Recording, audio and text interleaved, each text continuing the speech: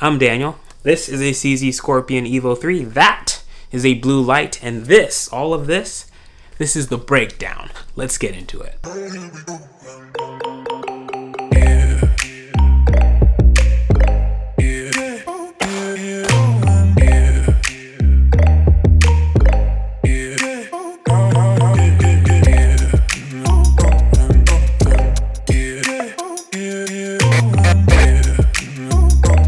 Okay, so I can hear you asking, what is the breakdown? This is my answer to, am I going to do gun reviews?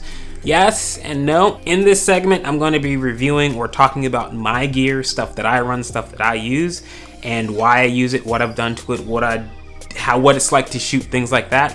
It's not really going to be me reviewing a bunch of products I use once or twice. The stuff that I put on here it all has thousands of rounds through it. I've beat it and abused it and run it through its course, and I know that this is legit gear. It's not going to show up on here unless I've run it and I know people who run it too.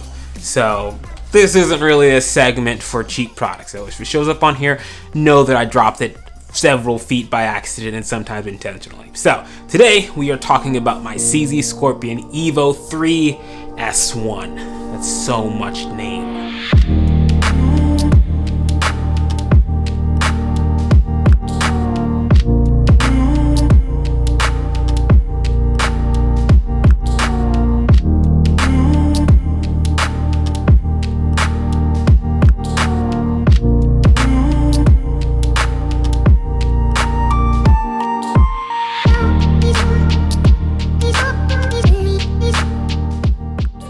The best way that I can describe this gun is it's a cheater gun. Whenever I take someone shooting for the first time and they're not doing too well, this is going to be really bad because I took someone shooting this weekend and they weren't doing really great. And when they're not doing great, I give them this gun. No matter who you are, no matter how long you've been shooting, this gun makes you look like a hero. It makes you look like John Wick at the end of every movie. One of the reasons I wanted to go with the CZ Scorpion was it's just a different platform. The way that it works is different. The way that the magazines work are different. And I wanted to get some training in on a different platform, because if I can train my brain to work proficiently with this, something that I don't know how it works, something that's not an AR AK. I don't have an AK, I suck with AKs. But something that's not a platform I'm familiar with, it would stretch me and it would make me learn something new, and I love learning new things.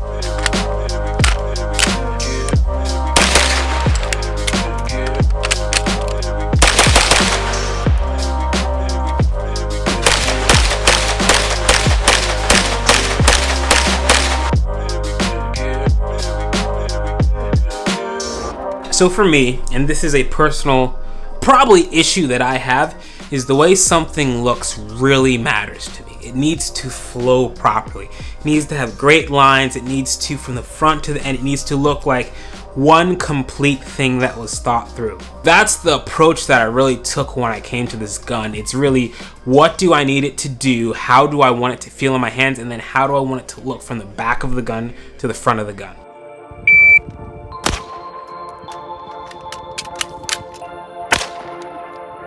In the same hole.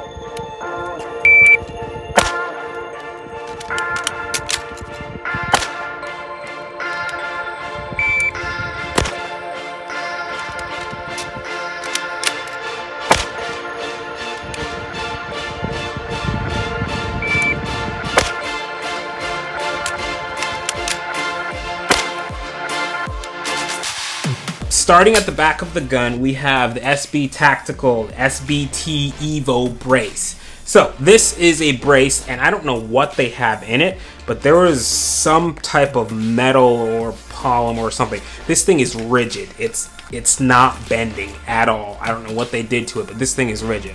So it is great for bracing it against whatever you want it to. Yes, I'll leave it there. And it really makes this platform stand out. If you're going to run this platform, for me, it doesn't really work unless you put a brace or a stock on it. So either SBR, put the SB brace on it. After that is my Magpul MOE grip. This is a lot shallower angle on it, so it's a lot more comfortable on your wrist. I have the safety delete. It drops your hands so low. I would bet this no longer would be a problem. I made this change before I got the grip. If you get this grip, you may not have to change out that safety selector, and I'm a big fan of, if I don't need to take it off, I'm not going to. Kind of like I'm running a stock trigger and stock mag release. I like them, so I didn't change them out. The next mod that I make, and most likely the most important one, is going to be the trigger spring kit. The normal Scorpion comes with a 9-pound trigger. That's really heavy. So the HP Industries trigger drops it from 9 pounds down to 5 pounds, which is a lot more standard weight for guns and pistols. So you drop the trigger kit in, makes it a million times better. That for me was the biggest change on this whole gun and really made it more enjoyable to shoot. After that, moving forward, I have the Holosun 510C. This thing needs its own video. When I saw the feature set on this red dot, I'm like, this thing is going to break. This thing's going to cop out. It has so many features, and I have it set up just the way that I like it, and I never touch it. Moving forward, we have the 6.75 Midwest Industries M-Lock rail. This really is the heart of the look of my gun. HP Industries has another M-Lock Handguard, and I didn't really like the way that it looks. I like the way that this one is curved on the front, top and bottom. I like the way that it has M-Lock attachments. I just like the way that this one looked a lot better than the HP Industries or some of the other ones. So I went with this one. It gives it kind of that space gun look where it starts out thin in the back and then ends out large in the front. I don't know why I like it, but I just think it looks really great. Stuck with the standard brake bird cage, whatever it is. I don't even know what this is, if it's a brake or a comp. It's 9mm, you don't really need either, so I stuck with it. It's just peeking out just a little bit, and the barrel is stopping right there. On the other side now, this is the one thing I would say. I'm an idiot. The charging handle on these guns have a detent in them.